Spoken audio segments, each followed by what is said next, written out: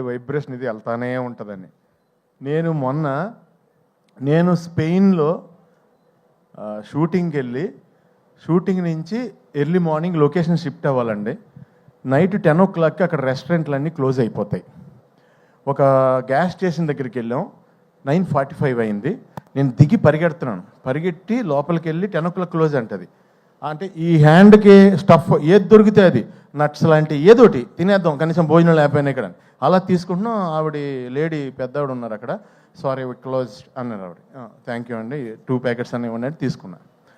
తర్వాత సెట్ చేస్తున్నామండి near by రెస్టారెంట్లు ఏమో ఉన్నాయని. కబాబ్ పాయింట్ అని ఒకటి ఉందండి. కబాబ్ పాయింట్ అంటే కనుక మన ఇండియన్ రెస్టారెంట్ అని అనుకుని అక్కడ కబాబ్ పాయింట్ దగ్గరికి వెళ్ళామండి. బయట కొంతమంది కట్టేసి కబాబ్ పాయింట్ క్లోజ్ చేసి midnight స్పెయిన్లో 2 o'clockకి బయట నుంచుని వాళ్ళు అక్కడ నుంచి సిగరెట్లు కాలుస్తున్నారంటే ఆ వాండర్ తాలూకు 2 brothers, లోపల ఒక బ్రదర్ ఉన్నాడు, పెద్ద బ్రదరు. మేము వెళ్ళాం, దిగాం. ఇలా వెనకాల డైరెక్షన్ డిపార్ట్మెంట్ ఒక వెహికల్, మాది ఒక వెహికల్. దిగ్గానే అతను ఇలా చూశాడు నన్ను. అది నేనేంటి, స్పెయిన్ ఏంటి, అర్ధరాత్రి 2:30కి ఇలా చూశాడు. చూసి లోపలికి వెళ్ళాడు, ఫోన్లో ఆన్ చేశాడు. పుష్ప ఇంటర్వెల్ బ్లాక్ తీసుకొచ్చి చూపించాడు నాకు. తూ అయినా బై తూ అయినా అని. అది ఎవరిదంటే రెస్టారెంటు, అది Pakistani people restaurant in Spain. ఒక అర్ధరాత్రి నన్ను చూసి వాళ్ళు ఏమేమి ఐటమ్స్ వండగలరో అన్ని ఐటమ్స్ వండి నాకు, ఆదిత్య రవిచంద్రన్ డైరెక్షన్ డిపార్ట్మెంట్కి, డైరెక్టర్కి, అందరికీ నేనేంటంటే వాళ్ళందరూ తింటున్నారు, వీళ్ళందరూ వాళ్ళ ఇంట్లో వాళ్ళు లేపేసి వీడియో కాల్ ఇచ్చారు నాకు. నేనేమో పాకిస్తాన్లో నాకేమో హిందీ రాదు, ఉర్దూ రాదు. నమస్తే G, thank you G, Phir మిలేంగే G, ఏం మాట్లాడతానో నాకే తెలియలేదు. అప్పుడు పక్కన ఆకలేస్తుంది. సో డార్లింగ్, అంత దూరం రీచ్ అయిపోయింది. ఎక్కడికి వెళ్ళినా నన్ను చూస్తే పుష్ప.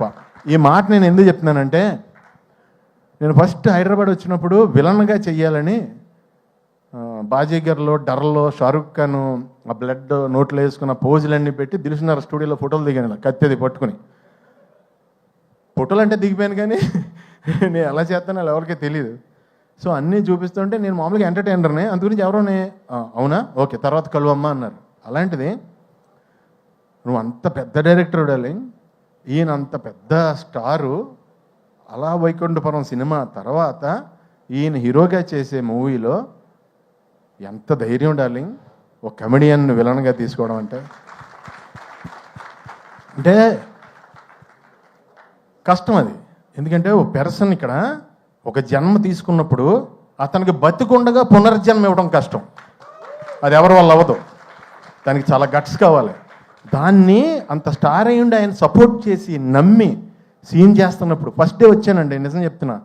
మొత్తం ఆ స్లాంగ్, నేను నా స్లాంగ్ తప్ప ఇంక వేరే స్లాంగ్ ఎప్పుడు మాట్లాడలేదు లైఫ్లో. అసలు వచ్చి మాట్లాడుతుంటే నేను పంబులు అయిపోయి కంగారు పడిపోయాను. ఎంతో సపోర్ట్ చేసి బన్నీ గారు అన్నారు, లేదండి అని మనం ఇలా సాగదీస్తాం ఇక్కడ లాస్ట్లో.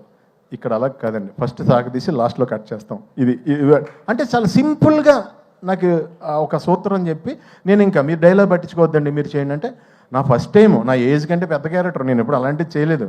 సో నెతుక్కుంటూ నాకు నిజంగా డార్లింగ్ ఈ రోజునే నిజం చెప్తున్నాను, తమిళ్, కన్నడ, మలయాళం అందరూ టూ మచ్ ఆఫ్ రెస్పెక్ట్ ఇచ్చి చాలా మంచి క్యారెక్టర్లు ఇచ్చి నువ్వు ఇచ్చిన పునర్జన్మ జెండా వాళ్ళందరూ కూడా కంటిన్యూ చేస్తున్నారు. చాలా చాలా చాలా థ్యాంక్స్.